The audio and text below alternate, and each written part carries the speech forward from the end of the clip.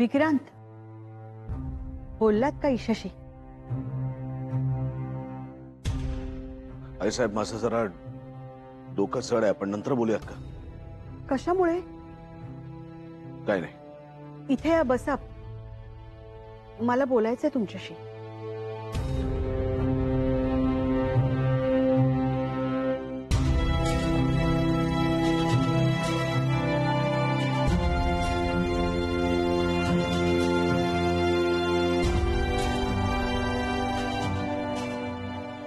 लिंबू सरबत देऊ का? नको, थँक्स. बरं वाटतंय ना तुम्हाला? मग सांगा, ईशाला पटवून दिलं का लग्नाविषयी?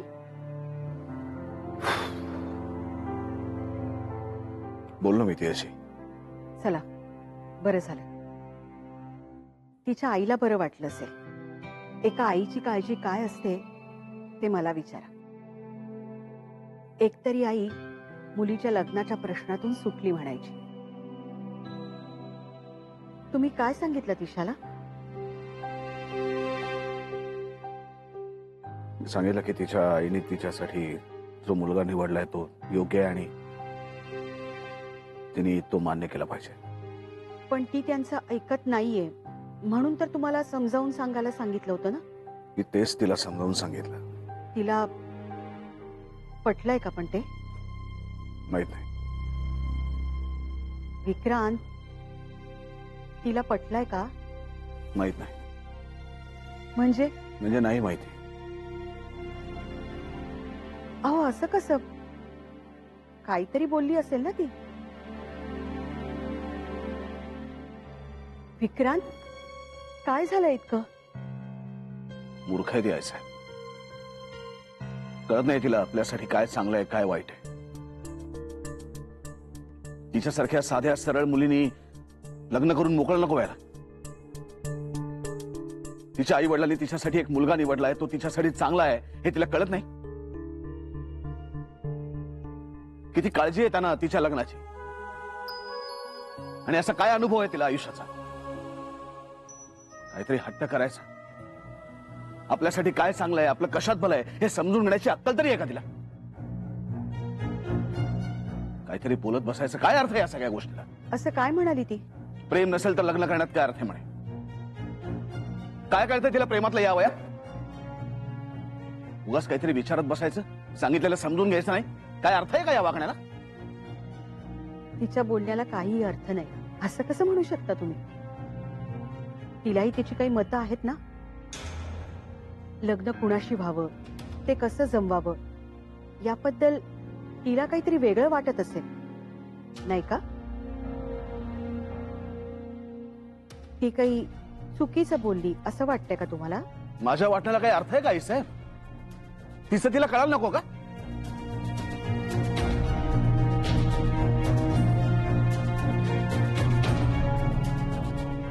विक्रांत, तुम्हाला कळत नाहीये विक्रांत, पण मला कळतंय. तुमचं सुख कशात आहे ते मला कळतंय.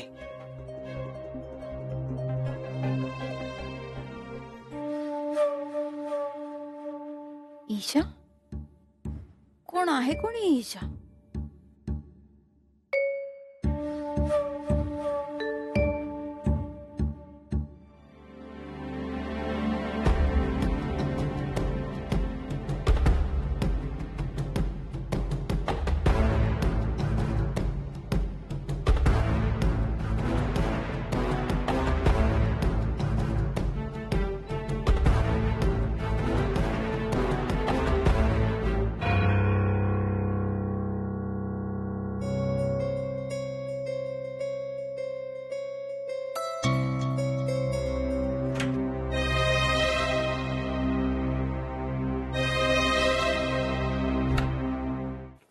जयदीप, सोन्या, बरं झालं आलीस.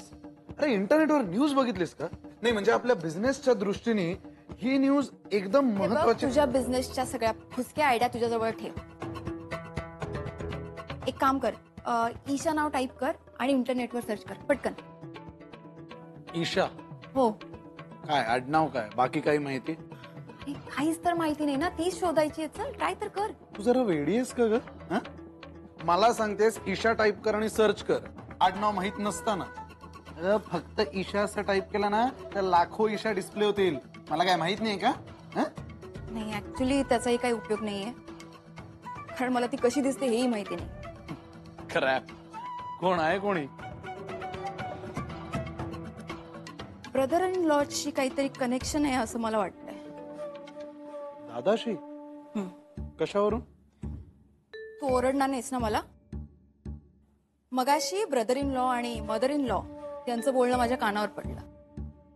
अरे ते हॉलमध्ये मोठमोठ्यांना बोलत होते. मी काय करू? मी काय त्यांच्या रूमच्या बाहेर नाही बसले ऐकायला. तितकी चीप नाहीये मी. बरं, मग ईशा या मुलीबद्दल बोलणं चालू होतं आणि विषय होता लग्न. अच्छा. अरे हो, म्हणून तर मला इंटरेस्ट आला ना.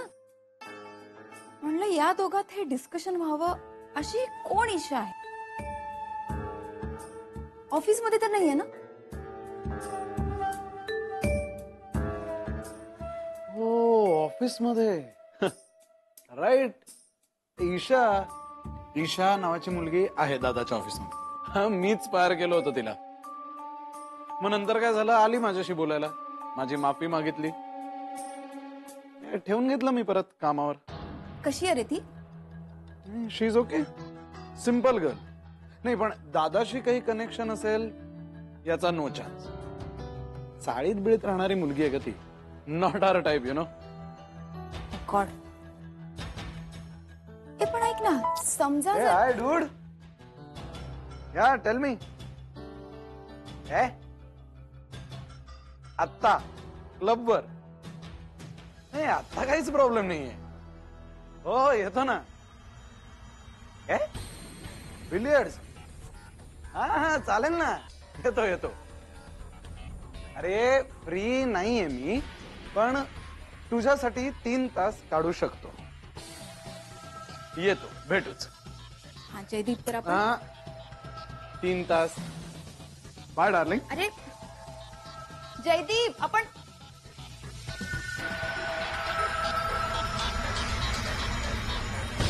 चाळीतली मुलगी. ओ गॉड, म्हणजे टोटल एलएस. ह्या सरंजाम्यांचं काही सांगता येत नाही, पण मला ही मुलगी या घरात चालणार नाही. बघितलंच पाहिजे कोण आहे ही ईशा ते.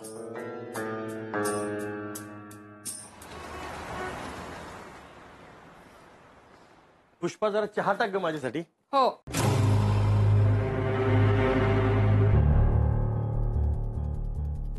ईशाचे बाबा येऊ का आत? अगं बाई, या ना या. हे घर पण तुमचंच आहे. या. म्हणजे तुम्हाला हवं होतं ना की ईशाची तयारी असेल तर आपण तिचं लग्न करू शकतो. काय बोलतेस पुष्पा तू? अहो, तुम्ही जरा शांतपणे ऐकून घ्याल का मी काय बोलतीये ते? अगं बाई, तुम्ही बसा ना. पाणी आणू का? नाही, ठीक आहे. पुष्पा, विषय बदलू नकोस. ईशाचं लग्न करायला आता हरकत नाहीये. का? काय झालं असं अचानक? ईशानी लग्नाला होकार दिलाय. अहो, मी समजावलंय तिला आणि तिला पटलंय सुद्धा. आणि म्हणून मग हे यांचं काय? अहो, हे आपले होणारे व्याही आहेत आता. हे कुणी ठरवलं? म्हणजे अहो, आत्ताच सांगितलं ना ईशानी लग्नाला होकार दिलाय म्हणून. हे सगळं तिच्याशी बोलून मग मी ठरवेन. निमकर साहेबांची मनस्थिती मी समजू शकतो. मुलीचं लग्न म्हणजे साधी गोष्ट नाहीये ना. त्यांचं बरोबर आहे. आपण जरा बोलूया का? हे बघा, मी ईशाशी बोलून काय ते ठरवेन. तोपर्यंत माझा नकार आहे असं समजा.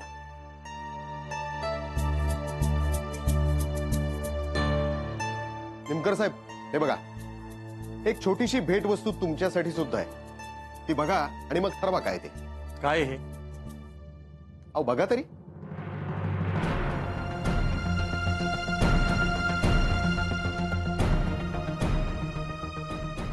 तुमचा तुमच्या दुकानावर खूप जीव आहे, कळतंय हो मला. ज्या क्षणी तुमची मुलगी ईशा आमच्या घरी सून म्हणून येईल, तुमचं दुकान तुमच्या ताब्यात येईल. एक मिनिट. माझ्या मुलीचं लग्न म्हणजे काय व्यवहार वाटला तुम्हाला? ती काय निर्जीव वस्तू आहे या कागदांसारखी? घ्या.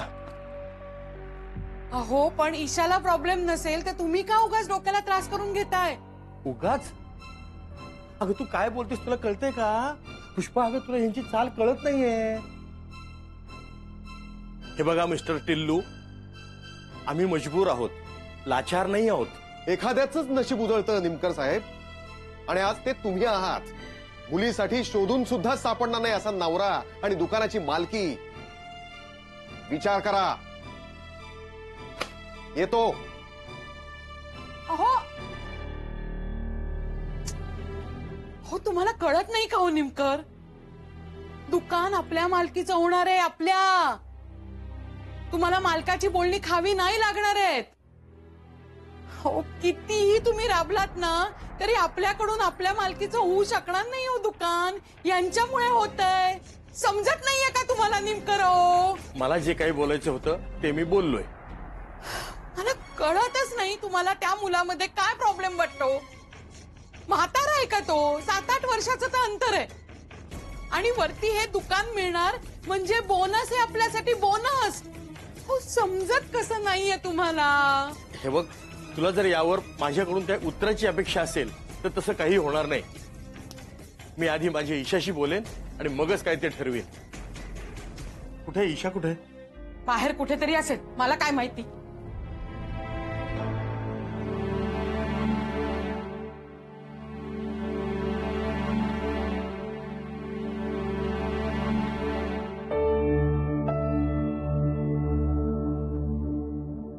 काय ग, काय झालं?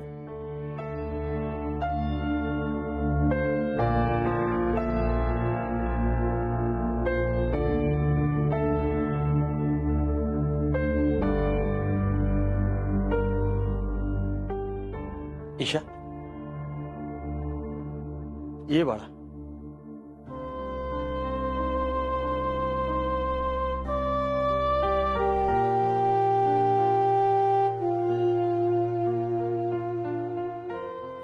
ईशा, तुला माहितीये आज दुकानात इतकी गर्दी होती की काही विचारू नकोस. पण काही म्हणा, ह्या दुकानात काम करण्यात ना एक वेगळीच मजा आहे. अरे बहुत मजा आहे. जी मजा त्या दुकानाचा मालक होण्यामध्ये सुद्धा नाही.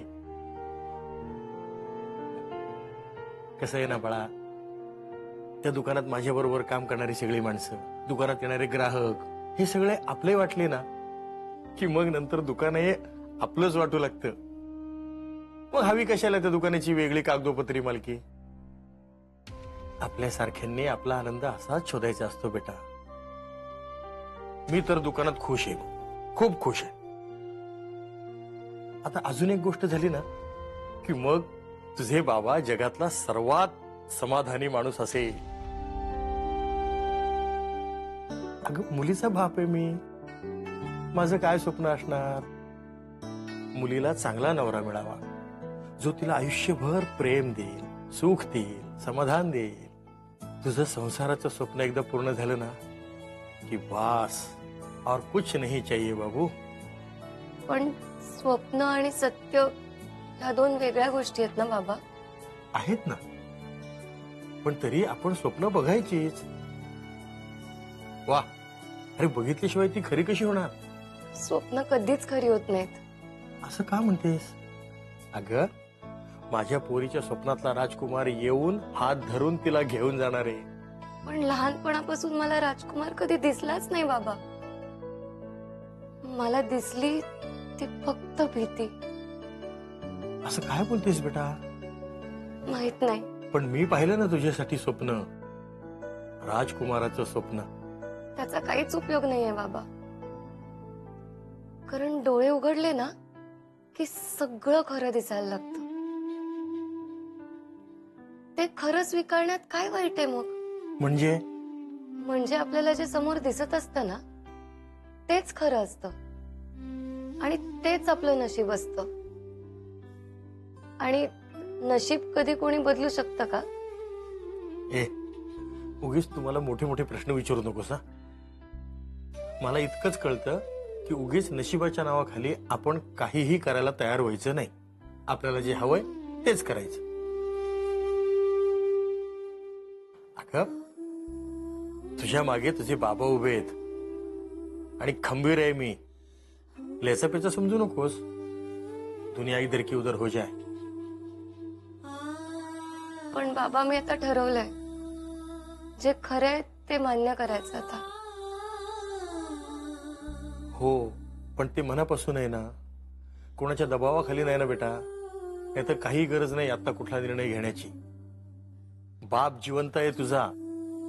हा, तुझ्या बापाकडे पैशाची पोतडी नसेल, पण प्रेमाची पोतडी काठोकाठ भरलेली आहे ग, आणि ती कधीही रिकामी होणार नाही. हे बघ, तुझा निर्णय ह्या तुलाच घ्यायचा, तो दुसरा कोणीही घेणार नाही, अगदी मी सुद्धा नाही. जो काही निर्णय असेल तो तुझा स्वतःचा असेल, आणि मलाही फक्त तोच मान्य असेल. अगं गप्प का? मला खरं खरं सांग. खरंच सांगते बाबा, मी ठरवलंय आता की मी स्वप्नांच्या दुनियेत जगणार नाही. जे आहे ते आहे, ते मी समजून स्वीकारले आता. माझ्यासारख्यांसाठी कोणी राजकुमार कधी येत नाही.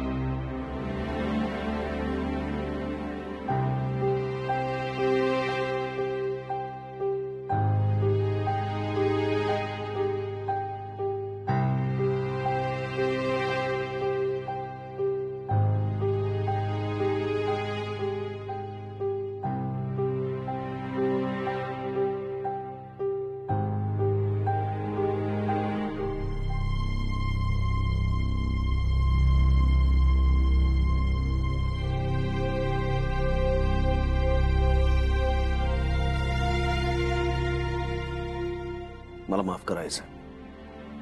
माझ्याकडनं आज जरा जास्तच आवाज चढला. आजपर्यंत असं कधी घडलं नाही, पण आज जे झालं ते चांगलं झालं. आमच्याकडनं नकळत तुमचा अवमान झाला आहे साहेब. मी यापूर्वी तुमच्याकडून कधी कोणाचा अवमान झालाय का विक्रांत? आणि मला बरं वाटलं तुम्ही बोललात म्हणून. ते होणं गरजेचं होतं विक्रांत. आणि तुम्ही तुमच्या भावना व्यक्त केल्या त्याबद्दल माफी का मागताय? उलट जिच्यामुळे तुम्ही बेचैन झालात तिचे आभार मानायला हवेत. यापूर्वी तुम्हाला इतकं भडभडून कधी आलं होतं आठवा जरा. इतकी वर्ष तुम्ही स्वतःला फक्त कामात बुडवून घेतलंय. सरंजामे इंडस्ट्रीज, सरंजामे कुटुंब यांची काळजी घेताय, पण स्वतःकडे कधी लक्ष दिलंय तुम्ही? इतकी वर्ष सगळ्या भावना दडपून ठेवल्यात तुम्ही. तो बांध फुटायलाच हवा होता. इतकी वर्ष मी तुम्हाला बघतेय. स्वतःभोवती एक तुरुंग निर्माण केलात तुम्ही, पण आज त्या तुरुंगाचं दार किलकिलं झालंय. कुणामुळे दार किलकिलं झालंय ते? असं काही नाही आहे साहेब. हो, असं काही नाहीये. लहानपणी आपण परीकथा वाचतो ना, राजकुमारी राजकुमाराच्या आयुष्यात येते आणि त्याचं आयुष्य बदलून जातं. तो सुखी होतो.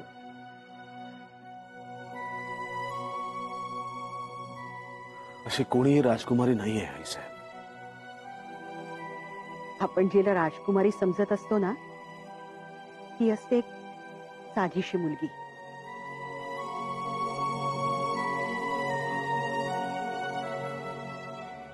मला ईशाला भेटायचंय.